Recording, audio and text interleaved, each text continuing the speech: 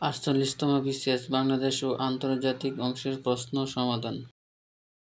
কোন দেশের গৃহযুদ্ধের কারণে ইউরোপ জুড়ে অভিবাসী সংকট সৃষ্টি হয়েছে? উত্তর, সিরিয়া। কোন ঘটনার কারণে ধরিত্রী দিবসের সূচনা হয়? উত্তর, ব্যাপক তেল নিঃসরণ। টেকসই উন্নয়ন লক্ষ্য এসডিজি অর্জনের নিচের কোনটির গুরুত্ব সবচেয়ে বেশি? উত্তর, সক্ষমতা তৈরি, অংশীদারিত্ব ও দক্ষতা বিধান। সবগুলো সঠিক। কোনটি উন্নয়ন কার্যক্রমে ঋণ সহায়তাকারী সংস্থা? ইউরোপীয় ইউনিয়ন, এশীয় উন্নয়ন ব্যাংক ও বিশ্ব ব্যাংক। সবগুলোই সঠিক। নিচের কোন প্রতিষ্ঠান বাংলাদেশের ২১শে ফেব্রুয়ারি শহীদ দিবসকে আন্তর্জাতিক মাতৃভাষা দিবস হিসেবে স্বীকৃতি দান করে? ইউনেস্কো।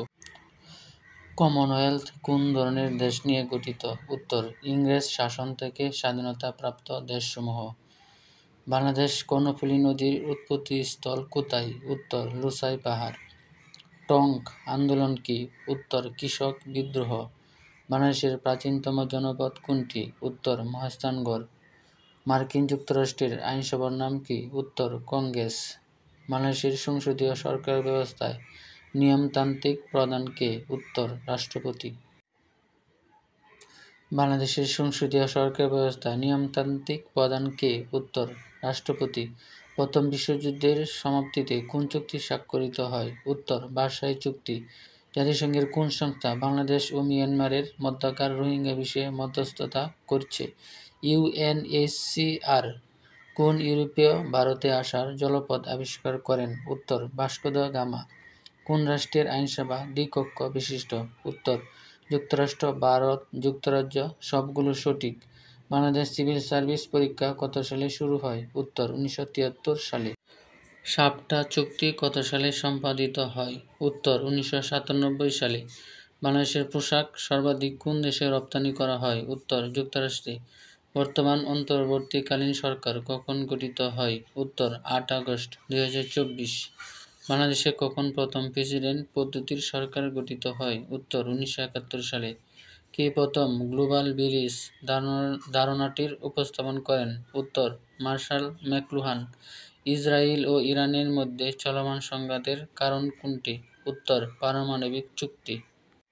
বাংলাদেশের সংবিধানের নাম কি? গণপ্রজাতন্ত্রী বাংলাদেশ সংবিধান। চীনের ওয়ান বেল্ট ওয়ান রুট প্রকল্প কোন দেশসমূহের মধ্যে সংযোগ বৃদ্ধি করবে? উত্তর, এশিয়া, ইউরোপ, আফ্রিকা।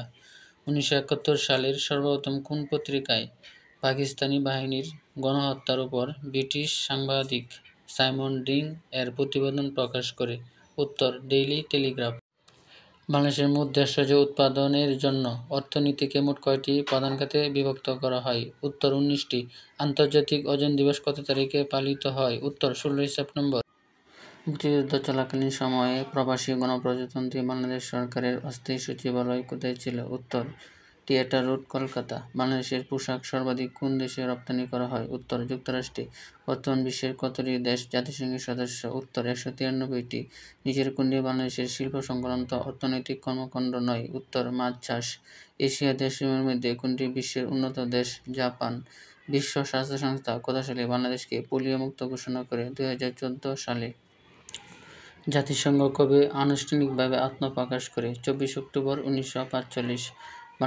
বাংলাদেশ ১৯৭৪ সালে জাতিসংঘের কততম সদস্য ছিল? উত্তর, ২৪ অক্টোবর ১৯৪৫।